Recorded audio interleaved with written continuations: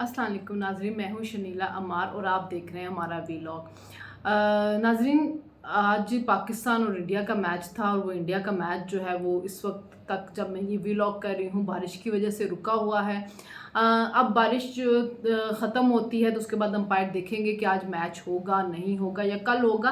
वैसे ये भी एक इंडिया ने अजीब हरकत की और उन्होंने सिर्फ पाकिस्तान ना आने के लिए, उनको पता था कि कोलंबो में बारिश बहुत होगी और एक ऐसा मैच जो सारी दुनिया मतलब दो ममालिक के लोगों के जज्बात जुड़े होते हैं, वो इतने खुश होते हैं, वो देखना चाहते हैं, उनको अपनी एक सियासत की नज़र कर दिया जो नहीं करना चाहिए। देखें, खेलों के मैदान हो, आर्ट्स हो, लिटरेचर हो, आपके फनकार हो, म्यूज़िक हो, ये इनको इन तासुबात में अपनी मत फैलाएं। आपकी जो गंदी सियासत है उसकी नज़र इन चीज़ों को नहीं करना चाहिए। अगर पाकिस्तान के अंदर इंडिया की टीम आ रही होती तो बड़ा वालहाना हम इस्तकबाल करते, बल्कि पाकिस्तानी अगर इंडिया जाता तो जाहिर उनको तो तासुब का निशाना बनता। और ये सारा कुछ बाल ठाकरे के दौर से शुरू है, जब उन्होंने वो जो थी पीछे उखाड़नी शुरू की और यहाँ नहीं आ सकते, यहाँ नहीं मैच करते। पाकिस्तान में चाहे कोई भी इंतहा पसंद पार्टियां हैं लेकिन वो इस हद तक नहीं होती हैं, वो खेल को खेल ही समझती हैं। सियासत में हो जाता है कि जी वो कश्मीर की वजह से या इंडिया के साथ जो हमारी अजली दुश्मनी है, पार्टीशन में जो कुछ हुआ, जो फसादात हुए और उसकी वजह से जो एक ऐसी फ़िज़ा पैदा हो चुकी है कि अभी तक दोनों ममालिक एक दूसरे के करीब नहीं आ सके। कुछ पॉलिसी साज ऐसे बनाते हैं जो चाहते भी नहीं कि दोनों ममालिक करीब आए। अगर कोई हुक्मरान आके कोशिश करता भी है तो उस कोशिश को जो है वो ज़मीन बोस कर दिया जाता है। लेकिन आजकल अफ़गानिस्तान के साथ जैसे हमारे मामलात ख़राब हुए हुए हैं, क्योंकि अफ़गानिस्तान जो है वो टीटीपी को रोक ही नहीं रहे हैं। टीटीपी को रोक इसलिए नहीं रहे कि उनको पता है कि टीटीपी ने यही कहना है कि जी या तो वो दाइश के साथ जाके मिल जाएंगे, उनको रोकेंगे, या उन्होंने कहना है कि हमने आपके साथ मिलकर अमेरिका का मुकाबला किया, जहाद किया, हमने वहाँ पे आपकी खिलाफत कायम की, तो अब आप हमारे साथ मिलकर पाकिस्तान में खिलाफत कायम करें। क्योंकि पाकिस्तान के निज़ाम को तो वो समझते नहीं, तो इस वजह से वो चित्राल की साइड से दाखिल होने की कोशिश कर रहे हैं।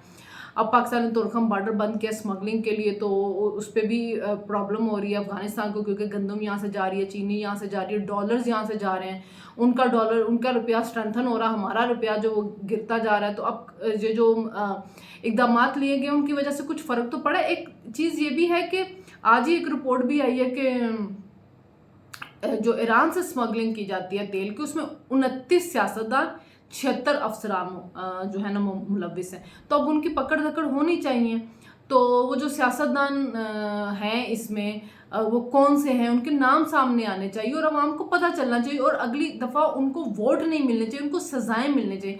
देखिए, या तो रियासत ये सोचे कि हमने अक्रॉस द बोर्ड सबका एहतसाब करना है और हमने अब किसी करप्ट इदारे को नहीं छोड़ना है। उसमें कोई भी इदारा हो सकता है, उसके अंदर जो भी अरकान है उन सबको, जो भी मेंबरान हैं, जो भी उसके लोग हैं जो इस मुल्क को नुकसान पहुंचाए। देखिए ना, G20 हो रहा है, लोग उसके ऊपर क्या बातें कर रहे हैं, MOU साइन हो रहे हैं। कल से एक खबर बनी हुई है इंटरनेशनल मीडिया के ऊपर और हमारी दुनिया भी कह रही है कि देखिए जी इंडिया कहाँ पे पहुंच गया, इंडिया चांद पे पहुंच गया, इंडिया के अंदर G20 का हो रहा है, अमेरिका उसके साथ काम करना चाहिए। सोचो कि हम कहाँ खड़े हैं।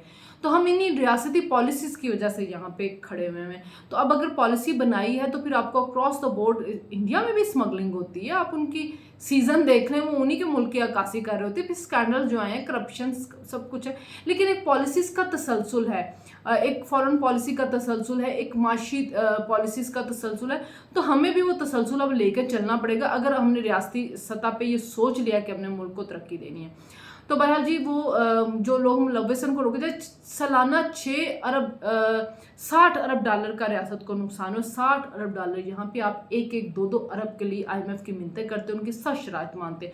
यही आप बचत करें तो आपको कितना ज़्यादा स्मगलिंग रोकें और आपको कितना फ़ायदा हो। बिजली की चोरी 6 बिलियन जो वो आपकी रुकेगी, तो कितना लोगों को आप रिलीफ दे चुकेंगे। गैस की चोरी से रिलीफ दे चुकेंगे, जिन्होंने कर्जे लिए हैं उनसे कर्जे वापस लें, आप कितना रिलीफ दे सकेंगे लोगों को। अगर हमने देना है, अगर हमने सोच लिया है, तो फिर सब कुछ आपने करना होगा।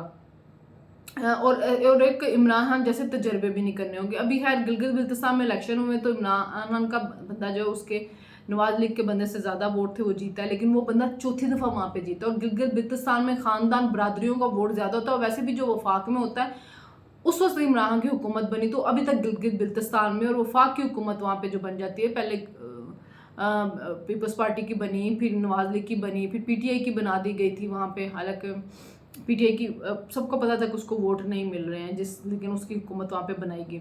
तो अब जो बंदा जीता चौथी दफ़ा जीता। इधर से जो नवाज लीग वाला, उसका कोई पॉलिटिकल बैकग्राउंड नहीं, उसके बावजूद उसने बड़ा टफ मुकाबला जो है उसको दिया है। तो इससे पता चलता है कि अगर नवाज लीग ग्राउंड पे मेहनत करे तो बहुत जगहों से अपना वो जो नैरेटिव है वो वापस अवाम को दे सकती है और अपना खोया वोट बैंक ला सकती है।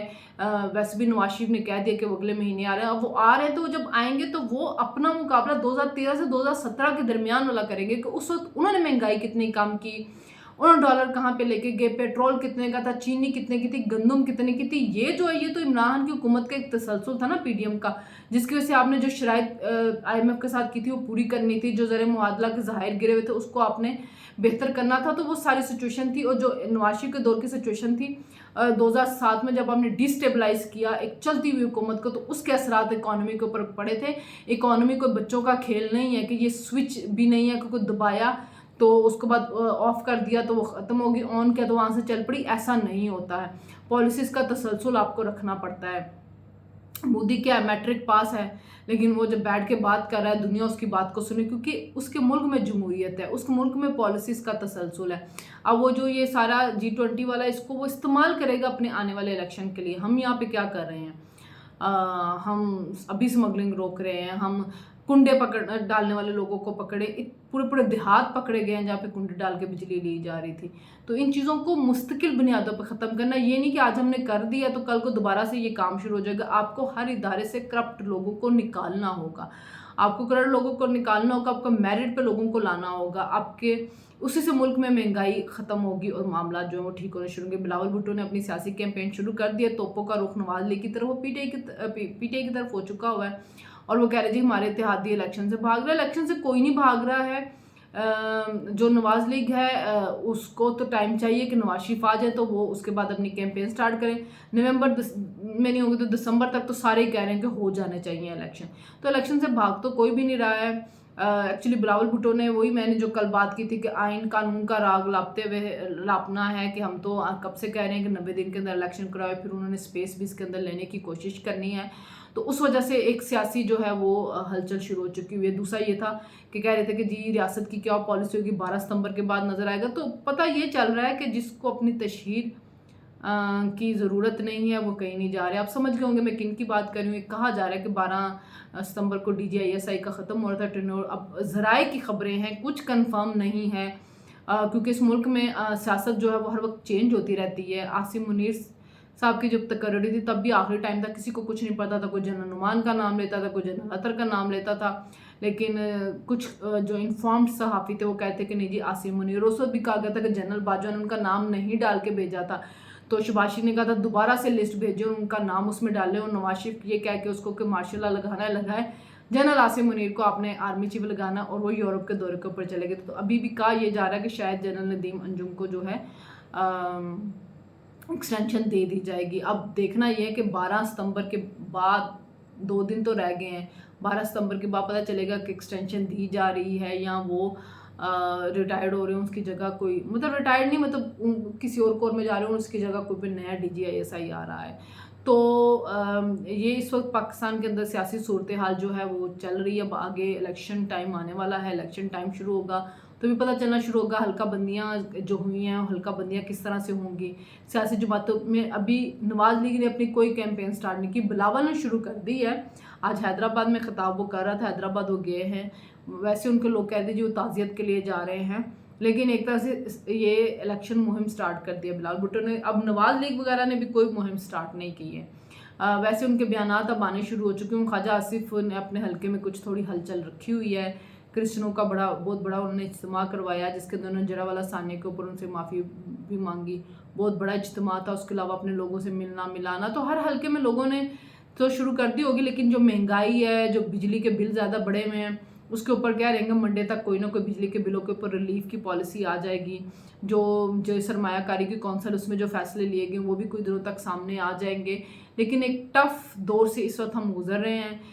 और अवाम सिर्फ रिलीफ चाहती है, और रिलीफ ये है कि आपके अगर ये स्मगलिंग रुकती है, डॉलर नीचे आता है, तो आपके मुल्क में पेट्रोल की प्राइस कम होगी और ख़ुद बहुत महंगाई जो है वो कम होनी शुरू हो जाएगी। लेकिन सियासी इस्तेहकाम चाहिए, और वो सियासी पार्टियों से ही आएगा। आपको इलेक्शन करवाने पड़ेंगे, जो हुकूमत इक़्तिदार में आएगी, जिसको अवाम मुंतखब करेगी, उसको इक़्तिदार देना पड़ेगा। वो 5 साल की पॉलिसियाँ बनाएगी, तो उससे इस्तेहकाम आएगा। तो चले जी, देखते आने वाले दिनों में क्या सूरत हाल बनती है, उस हिसाब से फिर हम आपको अपडेट करते रहेंगे। फिर इजाज़त दीजिए, अल्लाह हाफ़िज़।